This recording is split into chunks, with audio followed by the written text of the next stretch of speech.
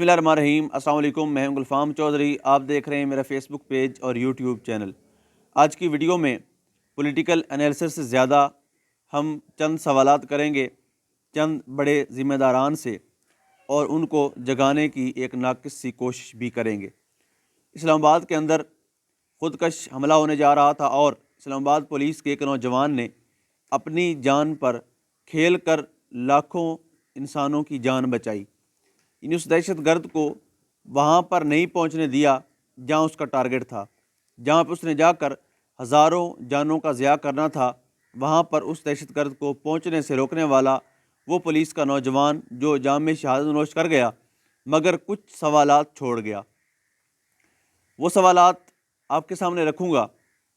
اس کی روح اور اس کے پسماندگان پوچھ رہے ہیں ذمہ داران سے کہ پاکستان ایک ایسا ملک ہے جس نے دہشت گردی کے خلاف ایک طویل جنگ لڑی ہے، ہزاروں نہیں لاکھوں قربانیاں دی ہیں۔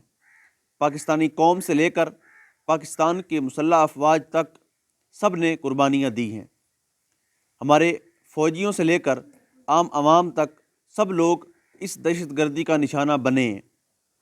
اس دہشت گردی کی کارروائیوں کو روکنے کے لیے اس وقت ہماری فوج نے، پولیس نے، رینجر نے اور عوام نے سب نے قربانیاں دیں، مگر سوال یہ پیدا ہوتا ہے کہ کون ہے جو ان کو دوبارہ سے اکاموڈیٹ کر رہا ہے، فیسیلیٹیٹ کر رہا ہے، اور دوبارہ سے دہشت گرد کی ایکٹیویٹیز کو دوبارہ پاکستان میں بحال کیا جا رہا ہے۔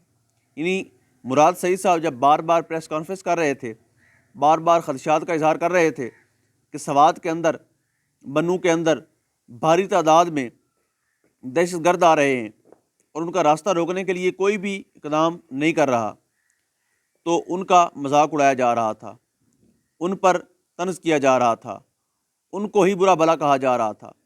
لیکن جب وہاں پر دہشت گردی کا واقعہ ہوا، بلکہ انہوں نے پورے سیکٹر پر قبضہ کر لیا۔ یعنی اب دیکھیں کہ آپ کے بارڈر کراس کر کے وہ آ کے سیکٹر پر قبضہ کر رہے ہیں اور شرائط رکھ رہے ہیں، تو سوال پیدا ہوتا ہے کہ سیکیورٹی نافذ کرنے والے ادارے کہاں پہ ہیں؟ اور پنجاب کے اندر مختلف جگہوں پہ جیسا ہم دیکھ رہے ہیں مختلف کارروائیاں سامنے آ رہی ہیں۔ یعنی آج اسلام آباد کے اندر وفاقی دارالحکومت کے اندر یہ واقعہ ہو رہا ہے۔ یعنی یہ تو اس پولیس والے کی ہمت ہے، جوان مردی ہے کہ انہوں نے نہیں پہنچنے دیا، اور کوئی خدا نخواستہ بڑا سانحہ وپا نہیں ہو پایا۔ لیکن جن کا وہ ایک تھا، جن کے گھر کا وہ چراغ بجھا ہے، ان کے لیے تو یہ بہت بڑا سانحہ ہے۔ تو اگر اداروں کو، سیکیورٹی نافذ کرنے والے اداروں کو اگر اب بھی ہوش نہ آئی، اور اب بھی انہوں نے اپنا فوکس سیاسی جوڑ توڑ کی بجائے، پولیٹیکل انجینئرنگ کی بجائے اپنی ڈیوٹی پہ نہ کیا، تو خدا نخواستہ ہم کسی بڑے نقصان سے بھی بچ نہیں پائیں گے۔